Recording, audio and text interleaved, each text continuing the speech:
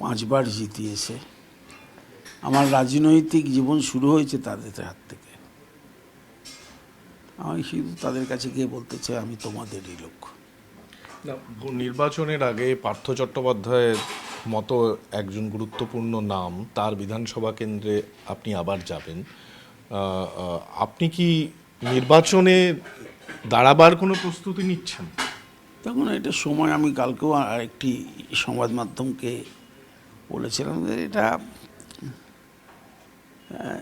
যেহেতু আমার শরীর এবং সুদীর্ঘ দিন কারাবাসের পর বেল পেয়ে মুক্ত হয়,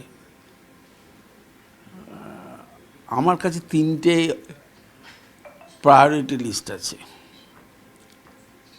প্রথম প্রায়োরিটি লিস্ট হচ্ছে আমার স্বাস্থ্য, সক্ষমতা।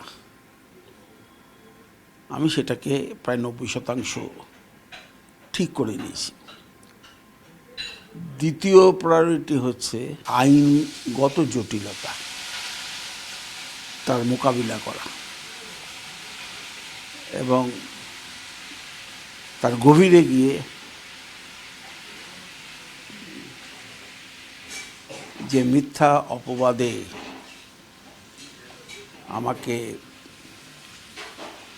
জড়িত করা, তার মোকাবিলা করা। আর 3 আমার প্রায়োরিটি হচ্ছে রাজনৈতিক পর্যালোচনা করা, যেটা আমার প্রায়োরিটি লিস্টে 1 হওয়া উচিত ছিল। রাজনৈতিক পর্যালোচনা, পরিস্থিতির পর্যালোচনা। তাই আপনার প্রশ্নটা 3য় প্রায়োরিটিতে আছে। এই মুহূর্তে আমি ঠিক করিনি যে আমি সিদ্ধান্ত নেওয়ার মতন সময় আসেনি। সময়ই ঠিক করে দেবে কী করবো না করবো। একটা